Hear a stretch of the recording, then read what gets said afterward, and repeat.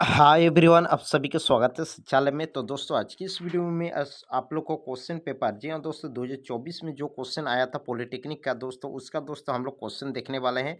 तो उससे पहले अगर आप इस चैनल पर नए हैं, चैनल को सब्सक्राइब नहीं किया तो सब्सक्राइब कर दीजिए और अपने दोस्तों के साथ ये वीडियो भी शेयर कर दीजिए, क्योंकि इस चैनल पर दोस्तों आप लोग को पॉलिटेक्निक का भी तैयारी कराई जाएगी। अगर इस वीडियो को, जी हाँ दोस्तों, जो मैं इस वीडियो बता दे रहा हूँ, इस वीडियो में अगर करीब 1 के लोगों ने देख लिया, तो मैं दोस्तों आगे दोस्तों आप लोग को पॉलिटेक्निक की तैयारी भी करा दूंगा। इसलिए आप लोग ज़्यादा से ज़्यादा ये वीडियो को शेयर कर दीजिए, क्योंकि इससे हम लोग को मोटिवेट मिलता है कि हाँ, आप पॉलिटेक्निक का देखने वाला कुछ कैंडिडेट है। तो इसलिए जल्दी से जल्दी दोस्तों वीडियो को शेयर कर दीजिए और 1 के तक व्यू पहुंचा दीजिए, ताकि मैं आप लोग को दोस्तों ये पॉलिटेक्निक की तैयारी भी करा सकूँ। तो दोस्तों यहाँ पे देख लीजिए, साल 2024 में इस प्रकार से प्रश्न पूछा गया था, तो बिल्कुल 2025 में भी ऐसा ही प्रश्न आएगा। तो हम देख लीजिए पॉलिटेक्निक का फिजिक्स का पहले क्वेश्चन की ओर बढ़ते हैं और देख लीजिए फिजिक्स का क्वेश्चन है। एक उत्तल दर्पण की फोकस लंबाई जिसकी वक्रता त्रिज्या 22 सेंटीमीटर, वक्रता त्रिज्या यानी कि आर आर कितना है 22 सेंटीमीटर। तो हम लोग को क्या है, फोकस लंबाई निकालना है, यानी कि एफ एफ बराबर फॉर्मूला होता है R/2। आर का मान है 22, 22/2 काट लेंगे तो आ जाएगा हम लोग को 11 सेंटीमीटर। ऑप्शन नंबर सी इसका राइट आंसर होगी। अगला दूसरा प्रश्न देख लीजिए, निर्वात में प्रकाश की गति कितनी है। आप लोग भी पढ़े होंगे, निर्वात में प्रकाश की चाल 3 × 10⁸ मीटर पर सेकंड होती है। तो 3 × 10⁸ मीटर पर सेकंड, ऑप्शन नंबर सी इसका राइट आंसर होगी।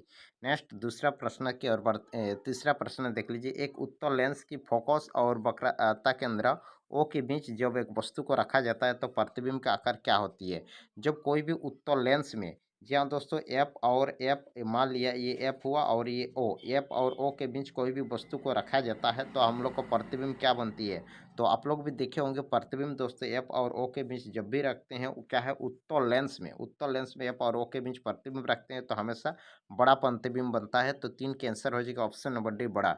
4 नंबर प्रश्न देख लीजिए, प्रतिबिंब की ऊंचाई और वस्तु की ऊंचाई के अनुपात को क्या कहते हैं। तो इसे हम लोग आवर्धन कहते हैं, क्या कि एम बराबर फॉर्मूला होता है प्रतिबिंब की ऊंचाई बटा वस्तु की ऊंचाई। एम बराबर फॉर्मूला होता है -v/u, ये एक तो फॉर्मूला होता है, या एम बराबर v/u ये होता है। तो 4 का आंसर हो जाएगा option number A. Next 5 number प्रश्न की ओर बढ़ते हैं। 5 नंबर प्रश्न देख लीजिए, यदि निर्दिष्ट निर्दिष्ट लेंस की क्षमता +2 डायप्टर है तो लेंस क्या होगी। यहाँ देख लीजिए प्लस है, प्लस होने से आप लोग को जानते होंगे, प्लस से मतलब है आप लोग को उत्तल है, उत्तल में हमेशा प्लस होती है। तो हम लोग को क्या निकालना है, इतना है तो उसका क्या होगी, फोकस दूरी निकालो। एफ एफ बराबर फॉर्मूला होता है 1/p, तो 1/2, 2 से 1 को भाग देंगे तो 0.5 आएगा डायरेक्टर। ये प्लस है तो ये भी प्लस होगी, यानी कि प्लस 0.5 डायरेक्टर लंबाई की उत्तल लेंस होगा। तो 5 का आंसर हो जाएगा ऑप्शन नंबर सी इसका राइट आंसर होगी। 6 नंबर प्रश्न है, निम्नलिखित में से कौन सा एक जैव भार ऊर्जा का स्रोत का नहीं है। तो 6 का आंसर हो जाएगा, जो स्रोत नहीं है तो ये हो जाएगा नाभिकीय नहीं है। 7 नंबर प्रश्न है, निम्नलिखित में से कौन सा ऊर्जा का एक गैर परंपरागत स्रोत है। तो 7 का आंसर हो जाएगा सौर ऊर्जा। सौर ऊर्जा एक गैर परंपरागत स्रोत होती है।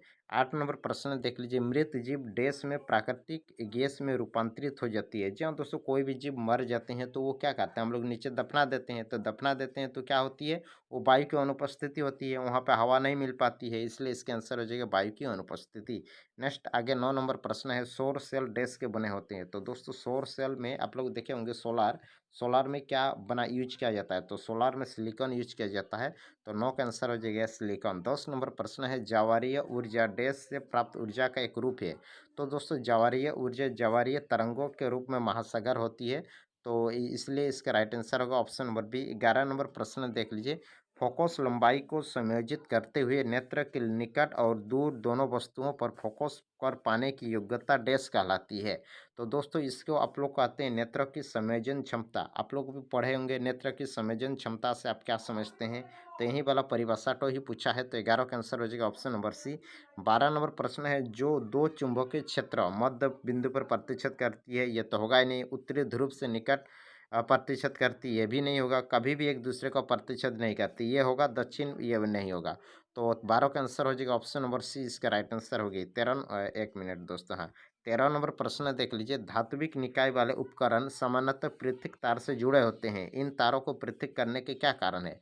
तो दोस्तों इन तारों को पृथक करने का विद्युत का रिसाव को रोकना होती है। नेक्स्ट 14 नंबर है, विद्युत चुंबक डैश के बने होते हैं। तो दोस्तों विद्युत चुंबक मृदु लोहा यानी कि सॉफ्ट आयरन के बने होते हैं। ऑप्शन नंबर ए इसका राइट आंसर होगी।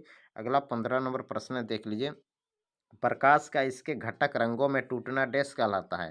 तो दोस्तों प्रकाश के घटक के रंगों में टूटना, इससे हम लोग क्या कहते हैं, प्रकाश का प्राकीर्णन कहते हैं। ऑप्शन नंबर बी इसका राइट आंसर होगी।